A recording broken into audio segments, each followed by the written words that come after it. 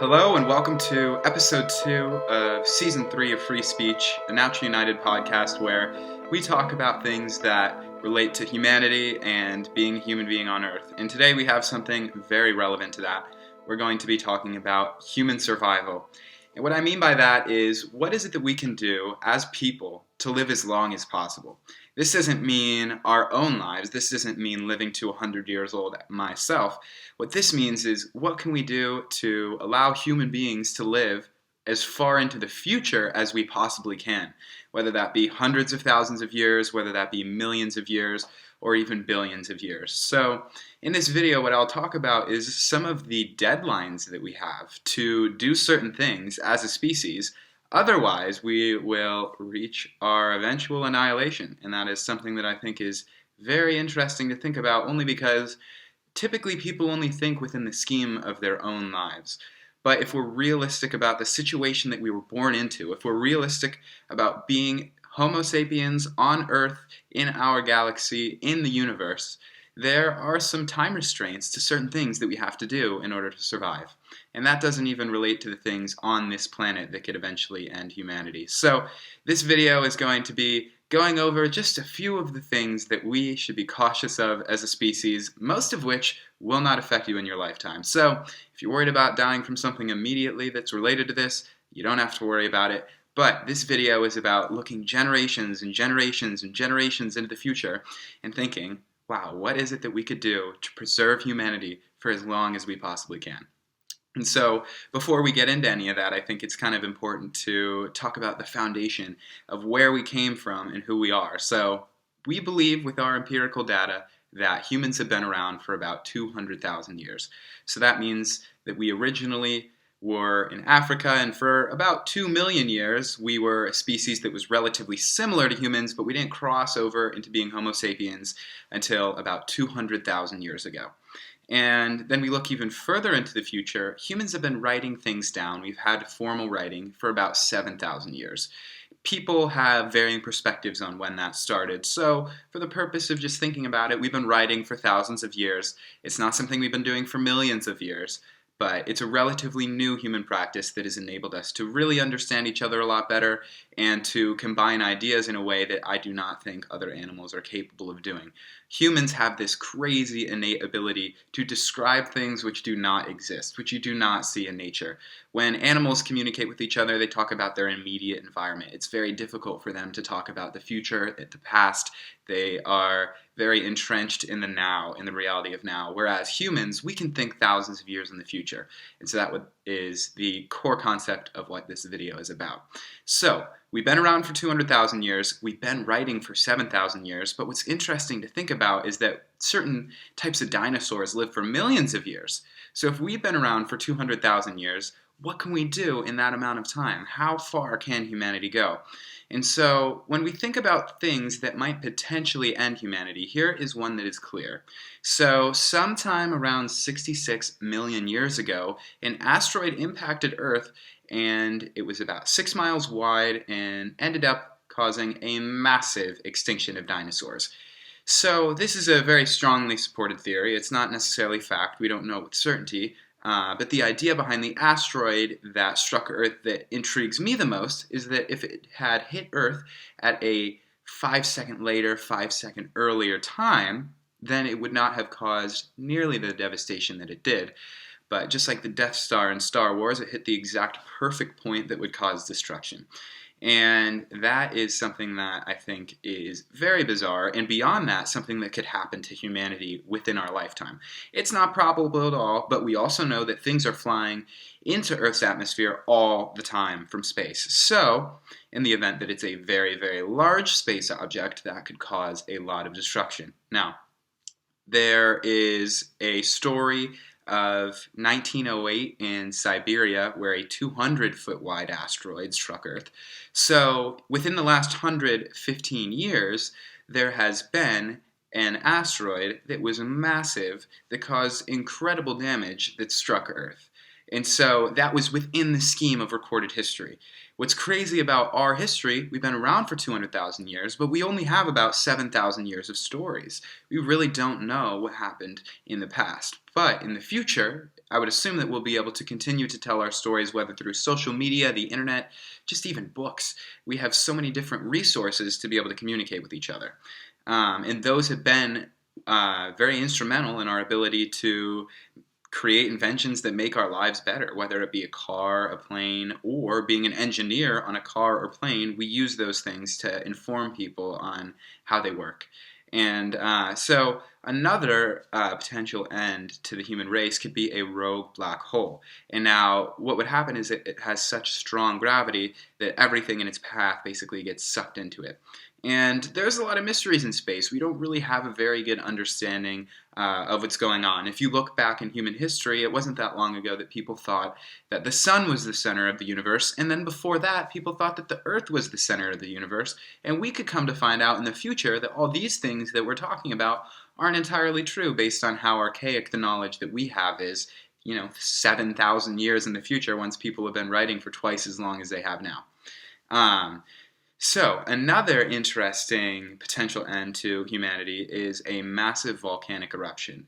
And we know that this is very common on Earth. We know that there are many situations in our recent history where there's been volcano eruptions that killed a lot of people. If you look back to 1783, there was a quarter of Iceland's population dying as a direct result of a volcanic eruption.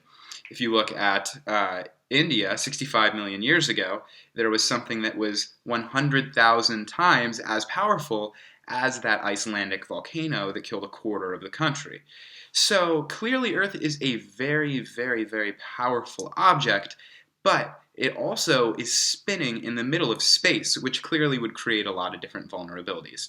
But there's actually even vulnerabilities of people, us hurting ourselves, us harming ourselves, us ending ourselves. If there were a global war with nuclear annihilation, there would be, let's say, we know there's tens of thousands of nukes on Earth right now. We know that the United States and Russia, they have a lot of nuclear weapons. It would take 100 nuclear weapons to end humanity forever.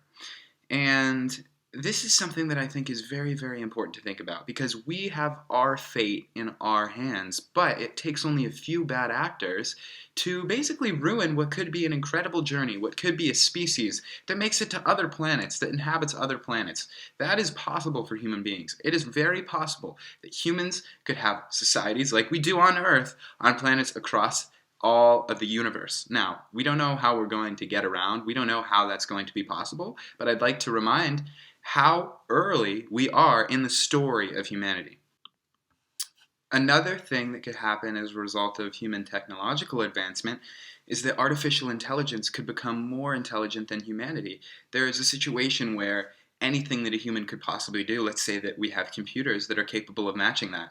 Well, what happens when the computer levels up beyond humanity by far to the point where we're basically worthless? There's also a potential scenario where it becomes intelligent enough to realize that we're terrible for the environment, and then computers continue to run the world for the rest of eternity, or at least until they are annihilated themselves. Now that would be something that is man-made as well. And then there's also the opportunity that an alien species could possibly come to Earth, and if they were able to make it here, they're probably a lot further along in their evolutionary track, and that could eventually cause the end of humanity. So there's a lot of different things that could potentially kill people, but these have been spoken about a lot in our popular culture because it is interesting to think about.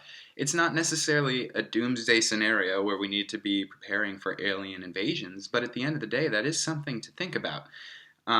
With the regulation that we have behind our nuclear weapons and our artificial intelligence, these are things that we need to take very seriously, because it could mean that we could end humanity forever, and that is something that you do not want to take lightly, especially given the idea that we're now at billions of people. We have done things that, to our knowledge, no other species in the history of the world has ever been able to accomplish. We have skyscrapers where we can hold thousands of people. That, to our knowledge, is very, very unique for a species to be able to discover, and a lot of that, I think, has to do with our ability to write and document things. And so that's basically all of the internal things that are necessary to think about. But then what happens when we look outward? What happens when we look into our own solar system? What are the forces on our own solar system that we need to be aware of? And then beyond.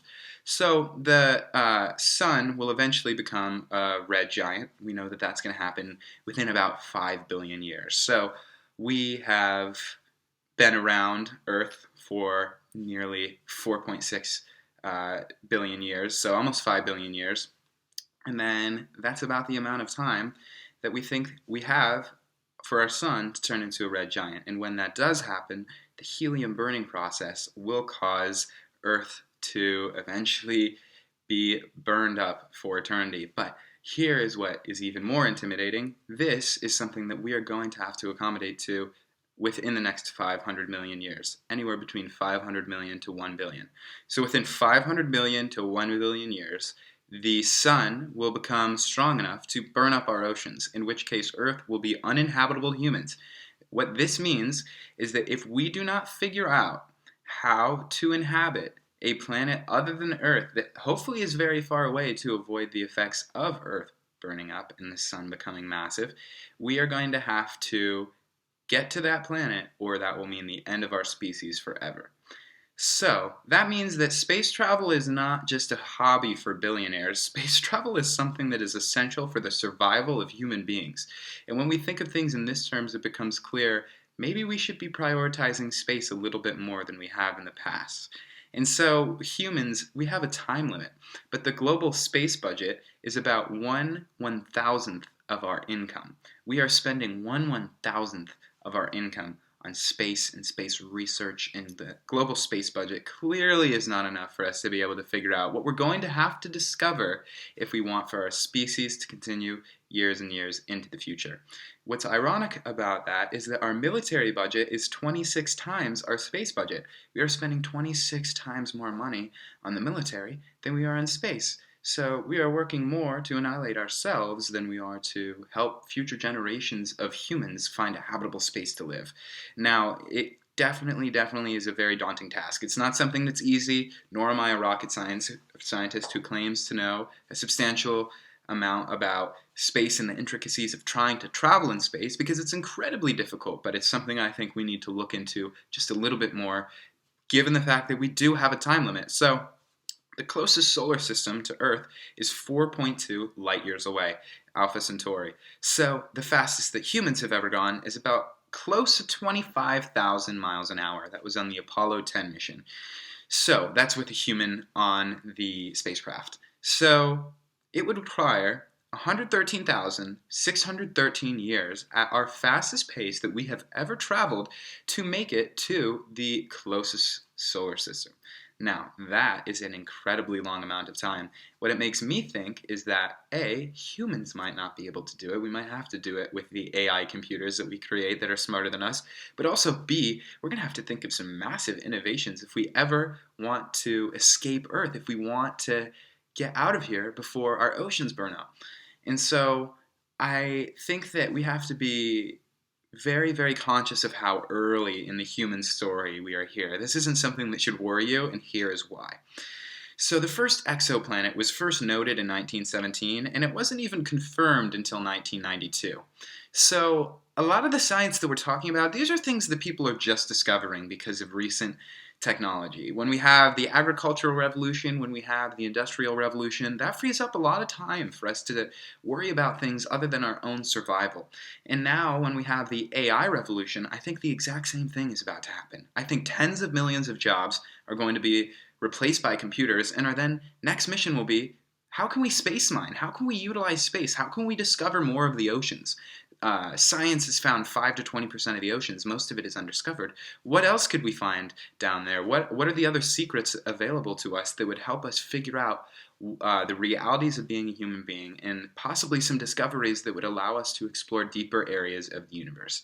So if we wish to survive, if humanity wishes to continue, we are going to require intellect that is unimaginable during our current age.